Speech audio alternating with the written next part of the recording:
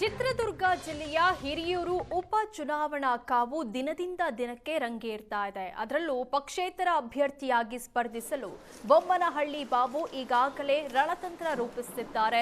ಹಿರಿಯೂರಿನ ಹೋಟೆಲ್ನಲ್ಲಿ ಪತ್ರಿಕಾಗೋಷ್ಠಿ ನಡೆಸಿ ಬೊಮ್ಮನಹಳ್ಳಿ ಬಾಬು ಮಾತಾಡಿದ್ರು. ನಾನು ಅಧಿಕೃತವಾಗಿ ಹಿರಿಯೂರು ಕ್ಷೇತ್ರದ ಅಭ್ಯರ್ಥಿ ಆಗಲಿದ್ದು ಯಾವ ಒತ್ತಡಕ್ಕೂ ಮಣಿಯದೆ ಕಣದಲ್ಲಿ ಇರ್ತೇನೆ ಅಂತ ಹೇಳಿದ್ರು. ಪಕ್ಷೇತರ ಅಭ್ಯರ್ಥಿ ಆಗುವ ನಿಲುವಿನಿಂದ ಸಂಘಟನೆ ಮಾಡ್ತಿದ್ದೇನೆ. 10 ವರ್ಷಗಳಿಂದ ಹಿರಿಯೂರಲ್ಲಿ ಯಾವುದೇ ಬದಲಾವಣೆ ಆಗಿಲ್ಲ. ಅಭಿವೃದ್ಧಿ ಕುಂಠಿತವಾಗಿದೆ. ಹಾಗಾಗಿ ಈ ಬಾರಿ ಅಭಿವೃದ್ಧಿಯ ಅಜೆಂಡಾ ಇಟ್ಟುಕೊಂಡು ಅಖಾಡಕ್ಕೆ ಇಳಿದಿದ್ದೇನೆ. ಈ ಬಾರಿ ಯಾವುದೇ ಅನುಮಾನ ಬೇಡ. ನಾನು ಹಿರಿಯೂರು ಕ್ಷೇತ್ರದ ಬೈ ಎಲೆಕ್ಷನ್ ನಲ್ಲಿ ಅಖಾಡಕ್ಕೆ ಇಳಿಯೋದು ಶತಸಿದ್ಧ ಅಂದ್ರು. ನಾನು ಓಡಾಡಿದ ಕಡೆಯೆಲ್ಲ ಜನರಿಂದ ಒಳ್ಳೆ ಅಭಿಪ್ರಾಯ ಕೇಳಿ ಬರ್ತಾ ಇದೆ. 3 ಪಕ್ಷಗಳ ಕಾರ್ಯಕರ್ತರು ನನ್ನ ಜೊತೆ ಬರಲು ತಯಾರಿದ್ದಾರೆ ಅಂತ ಹೇಳಿದರು. ಘೋಷವಾಗಿ ಓಪನ್ ಮೈಂಡ್ ಆಗಿ ನಾನು ಹಿರಿಯೂರು ಕ್ಷೇತ್ರದಲ್ಲಿ ಈ ಬೈ ಎಲೆಕ್ಷನಲ್ಲಿ ಇರ್ತೀನಿ ಅಂತ ಹೇಳೋಕ್ಕೆ ಈ ಮೈನ್ ಪತ್ರಿಕಾಗೋಷ್ಠಿ ನೋಡಿ. ಎಲ್ಲೆಲ್ಲಿ ನಾನು ಹೋಗ್ತೀನೋ ಅಲ್ಲೆಲ್ಲ ಒಳ್ಳೆ ರೆಸ್ಪಾನ್ಸ್ ಬರ್ತಾ ಇದೆ. ರಾಷ್ಟ್ರೀಯ ಪಕ್ಷಗಳು, ರಾಜ್ಯ ಪಕ್ಷ, ಈ 3 ಪಕ್ಷಗಳಲ್ಲಿ ಪ್ರತಿಯೊಬ್ಬರು ಕೂಡ ಯಾವುದೋ ಒಂದು ಪಕ್ಷಕ್ಕೆ ಗುರುತಿಸ್ಕೊಂಡಿದ್ದಾರೆ. ಆದ್ರೇನು ಸರಿ, ಆ ಪಕ್ಷಗಳನ್ನ ಬಿಟ್ಟು ಕೂಡ ನನ್ನ ಜೊತೆಲಿ ಬರೋಕ್ಕೆ ಎಲ್ಲ ಜಾತಿಗಳಲ್ಲೂ ಕೂಡ ತಯಾರಿದ್ದಾರೆ.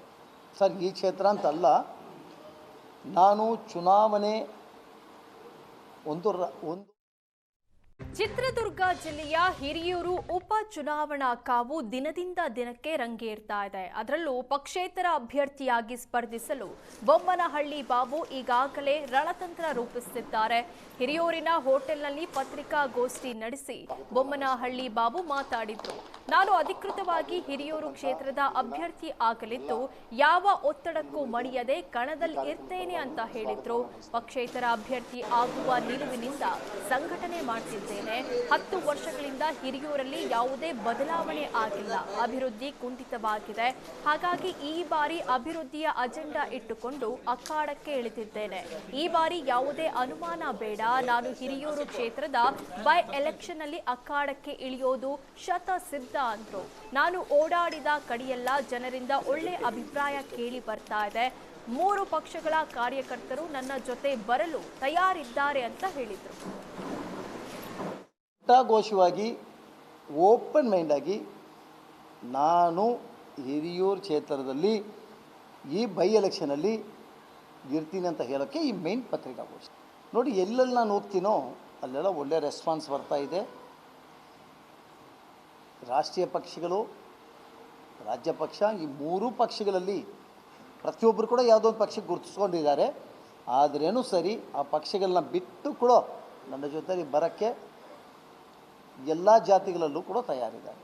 ಸರ್, ಈ ಕ್ಷೇತ್ರ ಅಂತಲ್ಲ, ನಾನು ಚುನಾವಣೆ ಒಂದು